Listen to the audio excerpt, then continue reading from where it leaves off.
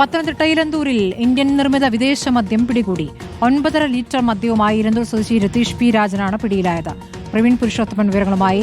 പ്രവീൺ, ഇപ്പോൾ പലയിടത്തുനിന്നും ഇത്തരത്തിൽ പിടികൂടുന്നുണ്ട്. ഇപ്പോൾ പിടികൂടിയത് വ്യാജ മദ്യമാണോ, വിദേശ നിർമ്മിത മദ്യമാണോ? വിദേശ നിർമ്മിത മദ്യം വീട്ടിൽ സൂക്ഷിക്കുകയായിരുന്നു ഇയാൾ.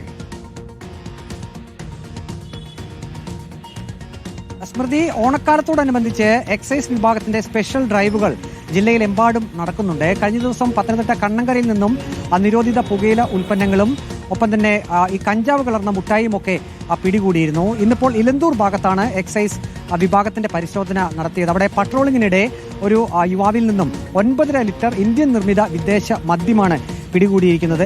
എക്സൈസ് നാർക്കോട്ടിക് സ്പെഷ്യൽ സ്ക്വാഡിന്റെ പരിശോധനയായിരുന്നു ഇത്. ഈ പ്രതിയെ കസ്റ്റഡിയിൽ എടുത്തിട്ടുണ്ട്. എക്സൈസ് വിഭാഗം അറിയിക്കുന്നത് ഇയാൾ നേരത്തെയും അബ്കാരി കേസിൽ പ്രതിയാണ് എന്നുള്ളതാണ്. ഇനിയിപ്പോൾ വരും മണിക്കൂറുകളിലും ജില്ലയിലെ പ്രധാനപ്പെട്ട എല്ലാ ഇടങ്ങളിലും എക്സൈസിന്റെ പരിശോധന ഉണ്ടാകുമെന്നാണ് എക്സൈസ് ഉദ്യോഗസ്ഥർ അറിയിച്ചിരിക്കുന്നത്.